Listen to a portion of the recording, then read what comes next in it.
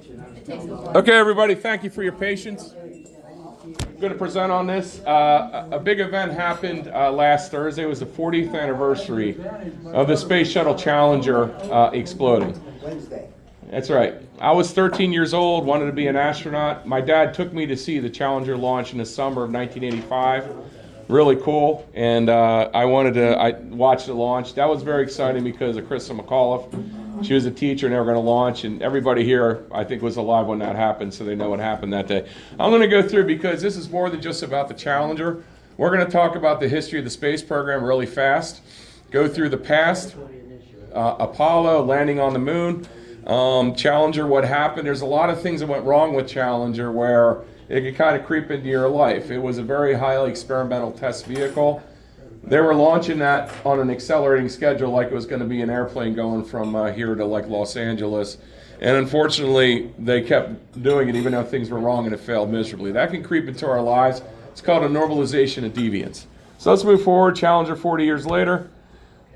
The start of the space program was at the end of World War II, toward the end. Germany had a V2 program. Thank God they only started it toward the end of the war. And Wernher von Braun was a chief V2 rocket scientist. He was a Nazi war criminal. Basically, he was a SS member. They used slave labor concentration camps to make the V2s. He knew that time was ending, so he went to the Americans first because he'd probably be treated better than if he went to the Russians. Got captured by the Americans, and they brought him out to him and a German rocket scientist out to America to work on a program, and they kind of got a waiver for being prosecuted for war crimes because they were very, very smart at making rockets. So the very first rocket was the V2 rocket. They used this toward the end of to launch on England and London and attack. This is the first ballistic missile that was launched. This is the V2s, and thankfully Germany was too far gone in the war for it to really make a difference. But we got those scientists. So this was the basis of our space program. Wernher von Braun got the biggest get out of jail free card because he was so critical for our success. The Russians also had their scientists, and they beat us to the punch. They launched Sputnik in 1957. I'm sure you guys remember that. I don't remember that, but it's going around the earth. Scares the crap out of people. We're in the Cold War. Holy crap, they're launching stuff in space. Next thing you know, they're going to drop bombs on us like rocks from a highway overpass. So we had to get our act going. So in 1958, we founded the National Aeronautics and Space Administration. And the Russians also beat us to the punch with the first man in space. On April 12th, 1961, Yuri Gagarin launched into orbit. He was the first man in space ever. So the Russians are beating us to the punch on both the Soviets. They're beating us. We really got to get our butt in gear. So we have our first 7 astronauts to Mercury program. This is the first flight ever, a manned space flight for the United States. Alan Shepard, May 5th, 1961. He got a suborbital flight. Kind of like if you have like $50 million, you can go in the Amazon thing. It goes up in the air. Well, that's what Alan Shepard did, so he was a pioneer. The most famous Mercury astronaut is a Buckeye. John Glenn.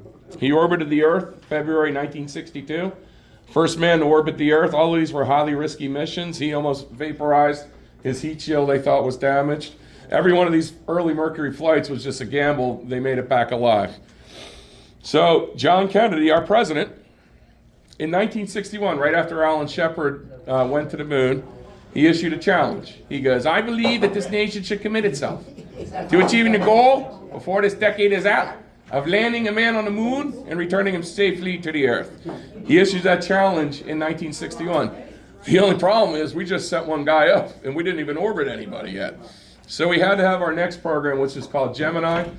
We flew 2 astronauts. So 2 astronauts flew kind of like a convertible. And the goal of Gemini was you're going to have to learn how to rendezvous in space and dock if you want to go to the moon. We did that. We also had our first spacewalker, Ed White. This was 1965. He did the first spacewalk. Gemini was good. There were close calls. Every one of these, there were close calls where the astronauts almost got killed. Neil Armstrong, he was docked with an Agena booster and his thruster started going. And he disconnected and started circling. He almost was unconscious, but they landed. Nobody died yet in both of these missions, which was really extraordinary with the risks we were taking. Unfortunately, the very first Apollo mission was Apollo 1, okay? This is Gus Grissom. He was the second man in space. Ed White, our first spacewalker, who we all just met. And Roger Chaffee was a first-time astronaut. They were in their Apollo capsule just doing a plugs-out test, and they smelled a spark. All of a sudden, the capsule caught on fire. It was pure oxygen, pressurized. Unfortunately, they burned to death. They were incinerated, basically. Unfortunately, there's a tape of them in there that they played to new astronauts to tell you how dangerous it is. So that was January 27th, 1967 when that happened. So that really set the program back. They tried to figure out what happened, what went wrong. They got back on track. They changed the oxygen, so it's more like what we breathe, oxygen and nitrogen, and made it safer. And on December 24th, 1968, one of the most triumphant missions in American history happened. That was Apollo 8. Christmas Eve, they're going around the moon. That's one of the most famous pictures ever taken. That's us from the moon. And on December 24th, they talk about Genesis. It's really beautiful on Christmas Eve. And then, of course, on July 20th, 1969, Neil Armstrong and Buzz Aldrin are the first Americans to walk on the moon. So we hit our goal. We beat Kennedy's deadline by 1970. Everything's on top of the world. Unfortunately, people kind of got tired of it. They didn't want to see all these other Apollo missions. We had the Vietnam War going on, a lot of other things that are going on. So there was another near disaster, Apollo 13. They're going to the moon. It was very ho-hum. Nobody really wanted to watch it anymore. And they had to test their cryogenic tanks. They did. It exploded out the side of the service module. They were pretty much dead. This is actually one of NASA's finest hours. If you ever watched the movie, Gene Kranz was the mission control, said failure's not an option. We got to figure out what we can do to get this back. They got Apollo 13 back. The astronauts lived, but they should have died. Everything went wrong. They were losing their oxygen. They lost power in the command module. But they made it back. It was actually one of NASA's biggest victories. So the missions ended. This was Apollo 17. This was the last mission to the moon. 1972, right after I was born, they had lunar rovers. They're doing extended missions. They're bringing geologists. They had all these other plans for 3 more Apollo missions. No interest. They cut the last 3 Apollo missions. And they had to figure out, what are we going to do now? We landed people on the moon. What are our goals in space? Going to Mars, and that's still a massive challenge if they ever decide to put a man on Mars. The options were a space station, go to the planets, or make a vehicle that can get routine access to space, be like an airplane, go up every couple of weeks to get to space. So the decision was to make this airplane, and then we'll figure out what to do with the rest. There was not that much money. The Vietnam War was going on. So they designed the space shuttle. This is probably the most miraculous flying machine ever built. Unfortunately, they only got X amount of dollars to build it, so it was a lot more dangerous than what was originally planned. It has solid rocket boosters. These are these 2 things on the side. They look like Roman candles. They never flew astronauts on there before. There were a lot of things that could go wrong with it. It was a very highly experimental test vehicle. This was the first launch on April 12, 1981, John Young and Robert Crippen. This is probably the most dangerous mission ever undertaken. There's a lot of things that went wrong on that mission where they probably should have died that you don't really know about, but just they made it back. It was okay. But there were a lot of problems with the shuttle. A lot of firsts with the shuttle. This is our first female astronaut, Sally Ride. This is STS-7 in 1983. And our first black astronaut, that's Guy in Bluford. That's a month later, STS-8. So before this, it was all just test pilots, your military astronauts. And now we got diversity. We got more people getting involved in the space program. And this was really a golden age. It's like you're excited. I'm thinking, wow, maybe I could fly on this thing one day. More people are going to space. You don't have these astronauts were gods. They had to be all these stuff. Well, these people are getting on there. So NASA, to get interest, said, what can we do to keep people interested in the space shuttle? It was getting to be like 7, 8-page news. And they got Chris McAuliffe. But here's one of the main problems with the space shuttle. For those solid rocket boosters, they're from Morton Thiokol. They had to transport them in segments loaded to the Kennedy Space Center to be stacked, okay? And what they did to stack them, they had to make sure when the boosters lit that fire wouldn't go out the side and explode the shuttle, which is exactly what happened. They had these things called rubber O-rings. I had them in FedEx today, but they didn't make them in time. But they're actually the same O-rings that they used on the space shuttle. Problem was, whenever it would get cold, they wouldn't seal. You know how rubber is in the cold. And the engineers at the company that made the boosters, Morton Thiokol, were alarmed. They launched the shuttle a year before in cold weather.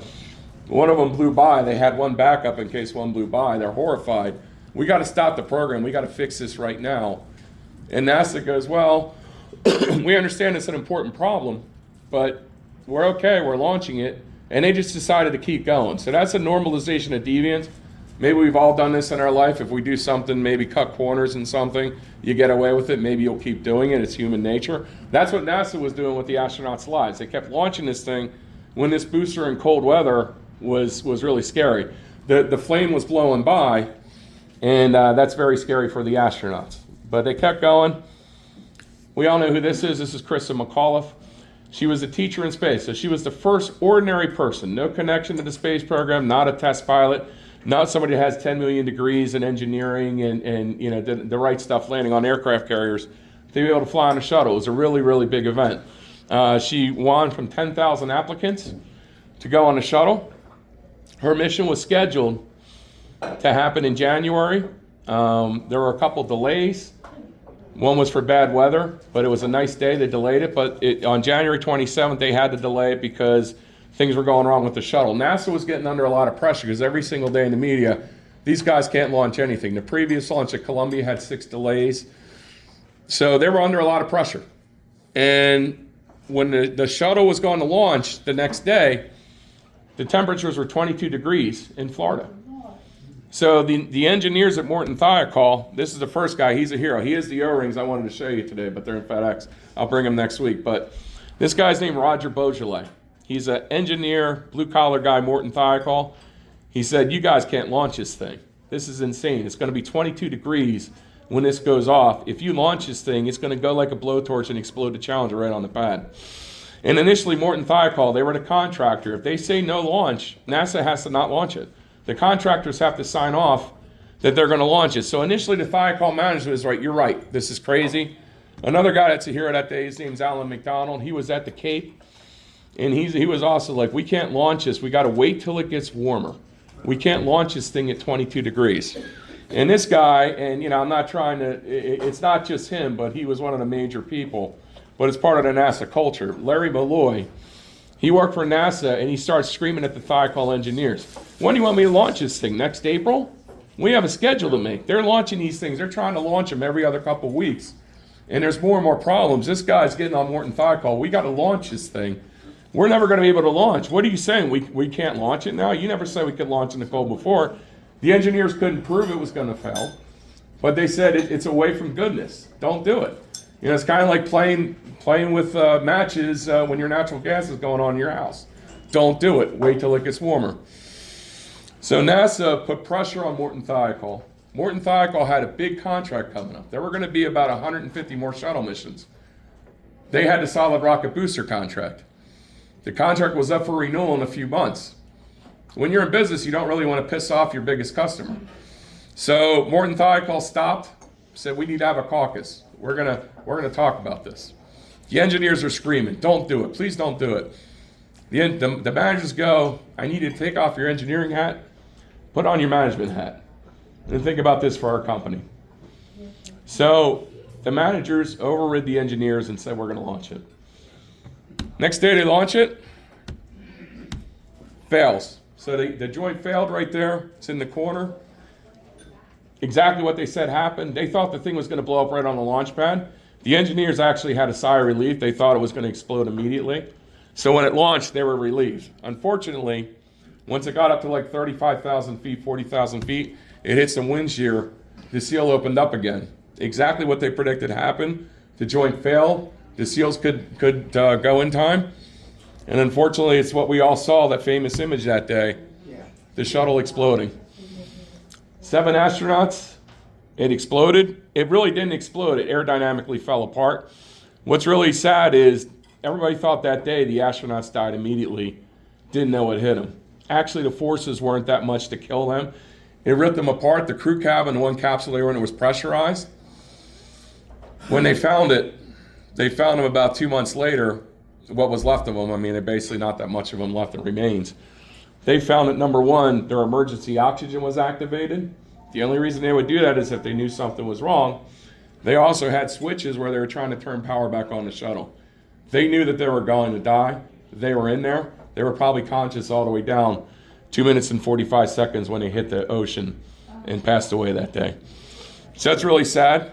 There was a review. This is the Rogers Commission. Had very famous people, Neil Armstrong, Sally Ride, William Rogers was the chairman. And the engineers at Thiokol, because the NASA people were trying to cover it up. Well, we did everything okay. The engineers said, bullshit. We said we didn't want to launch that day. So that all came out in here, the whole thing about the teleconference and everything that happened. NASA had to be seriously reorganized with the Rogers Commission. Shuttle finally flew again. They redesigned the booster. There's 3 O-rings now. They have heaters, so if it gets too cold. So the shuttle did do some great things. So this is the Hubble Space Telescope. This is 1990. It did have a good career for a while. It also primarily constructed the International Space Station. So the shuttle did a lot of good things. It gets a lot of criticism. Unfortunately, NASA kind of fell back into the same mode years later. Same problem they had where a piece of foam would fall off and hit the shuttle. And same thing kind of happened. Well, the engineers are like, this is a problem. Yeah, but it's okay. We've landed, it's no problem. Once again, that's a normalization of deviance. I learned that term as a pilot because you can make mistakes as a pilot. Like, I don't have to check, I don't have to do a pre-flight every time. I'm in a hurry. It's a normalization of deviance. So unfortunately, it happened again. This is the crew of Columbia. They launched on January 16th, 2003. This was years after the Challenger disaster happened in '86. This is Columbia in 2003. A piece of foam fell off of the external tank and unfortunately hit the shuttle right where the heat shield was and put a hole in it. They didn't know it. When the shuttle re-entered, it and unfortunately burned up and 7 more astronauts were killed. I have a piece of the Columbia. This is the last mission. This actually flew on the Columbia on the last successful mission before it disintegrated. So that was the last successful mission in the Space Shuttle Columbia. So after that, the shuttle was deemed, it was a very dangerous spacecraft. George W. Bush, they had a retirement date by 2010. The shuttles, the remaining missions, there were no lives lost. You can go in the Air and Space Museum. There's the Discovery. It's sitting there now. It's in the museum. It was a great machine, but it was very, very dangerous all the time. It's now good that it's in a museum. So after that, unfortunately, we didn't have another system for a long time. We had to rely on the Russians with their Soyuz to get to the International Space Station. Recent history, SpaceX, Elon Musk. This is the Crew Dragon. So how we get our astronauts now to the space station is the Crew Dragon. That's Elon Musk's SpaceX. Now, here's what's really exciting, and this is another reason why I wanted to talk about this today. We have another program called the Artemis program, and it's going to launch astronauts to the moon. It's scheduled to go on February 6th. That's the rocket. You can see they got the solid rocket boosters just like the shuttle. They use a lot of shuttle stuff for this. They're scheduled to go on February 6th. If successful, they're going to go way past the moon. They're going to be the farthest humans ever from the Earth. So that's going to happen on February 6th, really exciting. Here's our crew for Artemis. It's going to be 4 people, the first woman ever to go to the moon. So that's great. And first black astronaut. So we're doing some really, really cool things. So that's my presentation. Kind of wanted to talk about the shuttle and what happened, and just be careful with normalization deviance. You think about it, maybe there's things you've done in your life where you got away with it, and well, I could do it again. And then you think it's normal and it's okay, and then it fails bad. That's what NASA got lulled into. And that's my presentation. Thanks. Mike, you're a pilot, right? Yeah. Okay, so let me ask you something. These astronauts, I mean, they all have pilot backgrounds, but like with the space shuttle, they weren't actually flying that thing. That was pretty much instruments. They actually, from re-entry. So what happens is it would go into space. To get to orbit, you have to go 17,500 miles an hour. So when they're ready to come back, they turn it back first. So they turn the shuttle this way. I also had a model I couldn't get my hands on, but it's upside down and backwards. They got to close the cargo doors. They turn on 2 retro rockets. It slows the orbit just enough to when it goes down to the low point, it hits the atmosphere. And then it basically flies. It has to go from 17,500 miles an hour to 200 miles an hour, and it lands on the runway. So what it's doing is it's kind of like a skier. It's banking, it's doing roll reversals and S-turns, and it lands for that. But to answer your question, what happens is when they're about to approach, it's called a heading alignment circle, the astronaut takes over. So basically, first the pilot astronaut takes over, the commander lets him get some flying time to fly the shuttle, then the commander takes it over, and another thing that was really dangerous about this, it was a glider. They wanted to have as much cargo as possible, so they could have put aircraft engines on it. You had one shot. If you messed it up, you would have crashed. So those guys are such good pilots, they landed that every single time, unfortunately, except for the Columbia. When the Columbia re-entered, there was a hole in the wing, and the plasma ate the wing, and that's why it tumbled out of control. But that's another thing that was really sad, the Columbia accident. Same thing, engineers saw what happened. They saw the video. They saw there was a big piece hit the shuttle. We got to get satellite images on this thing to see what the problem is. NASA said if something's wrong, there's nothing we can do anyway. And, they basically didn't tell the astronauts. And they re-entered, and that's what happened. But yeah. Mike, on the Artemis, this launch next Friday, is this being funded by the government and NASA? Yes. Or the private industry? That's the government. So NASA did two things. NASA did their standard space program, like Apollo, the shuttle, and that's Artemis. They had one flight in 2022. It went around unmanned, no problem. This is the first time with humans. It's going to be a risky mission. I hope everything goes well. And this is funded by the government. SpaceX and Elon are all, the government funds everything, but SpaceX and Elon and commercial are the ones that are doing access to the space station. Boeing's also another one that was part of the commercial crew program. Now, when it originally happened, Boeing got a big contract. Boeing has a huge history with space. And SpaceX was this little up and coming company. And Boeing kind of laughed at SpaceX like, we own this thing. We should get all the money. Why are we even wasting your time with these people? They never even built something. Well, SpaceX has been crushing Boeing. The Crew Dragon has gone up. They had a Boeing Starliner. There's been all kinds of problems. They launched these astronauts. I don't know if you remember this story last year or 2 years ago. The thrusters started failing. They almost died because there was a lot of failures. They made it to the space station, but the Boeing Starliner, they had no confidence in it. And they said the astronauts have to come back on SpaceX. So it was a big smack in Boeing's face. On the Columbia accident, did they all die? They did, yeah. They came in, they re-entered. They re-entered at around 200,000 feet. They were doing 12,000 miles an hour. What happened was, because of the hole in the wing, those temperatures are 3,000 degrees. It's like a furnace. So the shuttle, and Singh, you worked on this, right? Not on the Columbia mission, but the initial tiles for the shuttle program. They had silica tiles. It was really a cool thing. The heat shields, and they really have gone back to the old days. The heat shields now, they burn one time and that's it. But the shuttle had these tiles where you could put them in a furnace, it could be red hot, and you could pick them up. You're not going to burn yourself. And a piece of foam, NASA wants to get, said there's no way a piece of foam, like that's what you use when you have, for your parties and stuff. There's no way that could break a shuttle. Well, it fell off at 500 miles an hour. It was icy, and there was a big hole. And on the leading edge of the wing is where it gets hottest. That's what's reinforced carbon-carbon. And unfortunately, when they re-entered, the plasma got in there, and on mission control, they're seeing things go wrong. They're seeing all the sensors. Columbia had a lot of sensors because it was originally a test orbiter. Okay, the temperatures are all going off scale. So it's going so hot because it's melting and burning. And then the last thing that the astronauts saw was their tire pressure messages. The astronauts, once again, knew that they were in trouble. The last thing you said, we see your tire pressure messages. So their tires were gone. So they knew right before that happened. So what happened was it aerodynamically went out of control and spun. They didn't know what hit them. Basically the blunt force trauma on that, and they crashed in Nacogdoches, Texas. How many were there for? There were 7. There were 7 astronauts on each one. The space shuttle has a distinction of ending the lives of 14 astronauts. So you think that our future is out of NASA's hands and it's going to go public, where they're going to go? I think it's going to be more commercial. That's why they did that. The moon is still NASA, but I think we're going to go more toward commercial. And like Elon Musk, he's doing it really good. And Elon Musk has this thing called the Starship.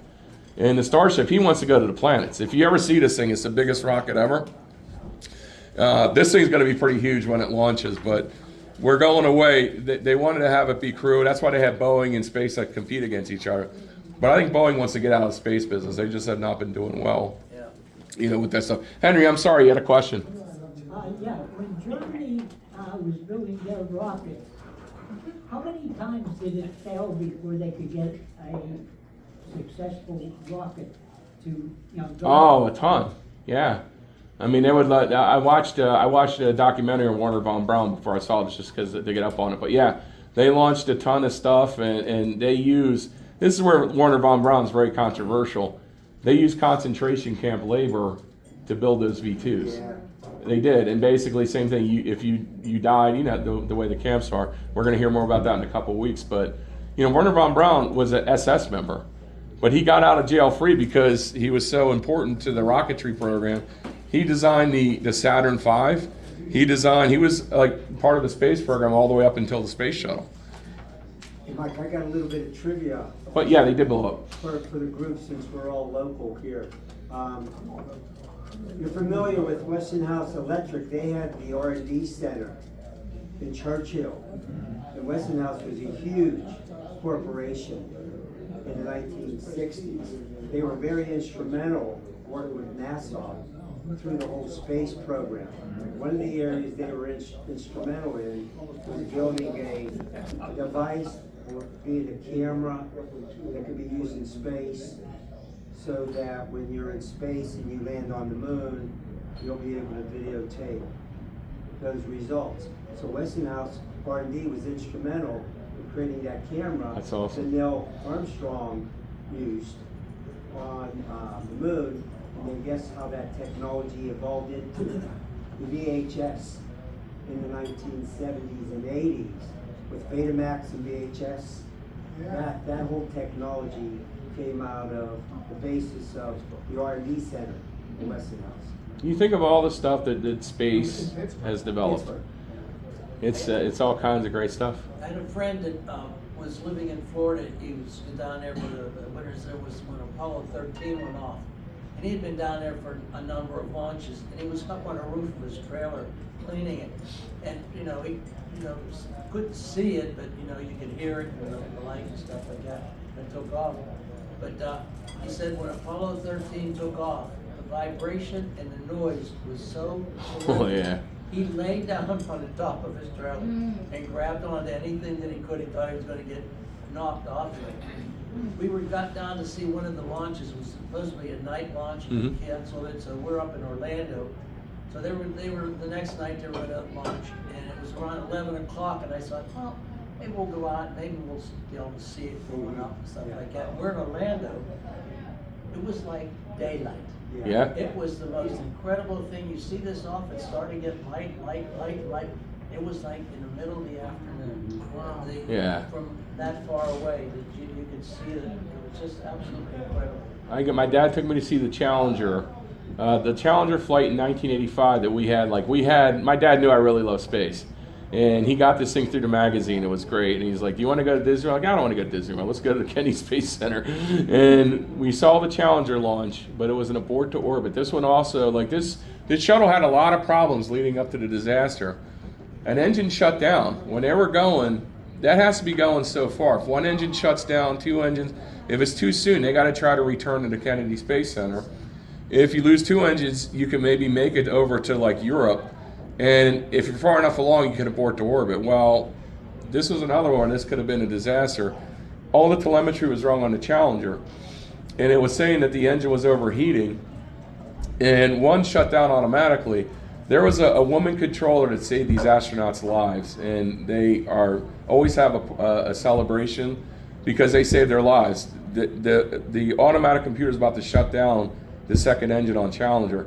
Had that happened, they would have had to have ditched in the ocean, which pretty much meant you were going to die. So she overrode it because they're going to die if it shuts down. Let's take a risk and see if it can make it to orbit. The telemetry was lying. There was nothing wrong with the engine. It was just shutting it down. they made it to orbit, and they aborted to orbit, it was called. They still were able to complete the mission, but it was a lower orbit. But there were so many close calls with the shuttle. There were 2 tragedies, but there's so many other ones where just by pure luck or by the actions of controllers saved their lives. That's why the shuttle was an awesome machine. I grew up on it, but it was extremely dangerous. It had no escape system. The escape system was they could have landed with the shuttle. Well, that day you saw that was no way that was going to happen. The thing was in pieces. But they went back to, if you see the new design, the capsules, the moon rocket has an escape system. Everything they have has an escape system, so if things go wrong, you push a button, it'll take you away. The shuttle astronauts didn't have that. That's why they were doomed. That Shepard, with the first launch, when they sent him off and he just made his little short trip, and I mean, I think that half the world was watching TV Yeah. when that thing went off. And it was, Freedom 7. Where would it come from that time? Yep, Freedom Great 7. job, Mike. Super. Well, thank you guys. Thanks for listening, and I appreciate it. Sing. There was a news a year or two ago that Elon Musk is commercializing this thing, and for a certain amount of money, passengers can go and take a ride. Oh, yeah. Yeah, you can do that. Jeff Bezos and Amazon, you can do that. You can go up. I think it costs like $250,000 to go up into space. Yeah, it's called Amazon. They have it. It's called the Blue Origin, and it takes you up to the edge of space. So, okay, let's do our 4-way test. Do we have the pie drawing? Okay, 4-way test. Pie ticket. Pie ticket.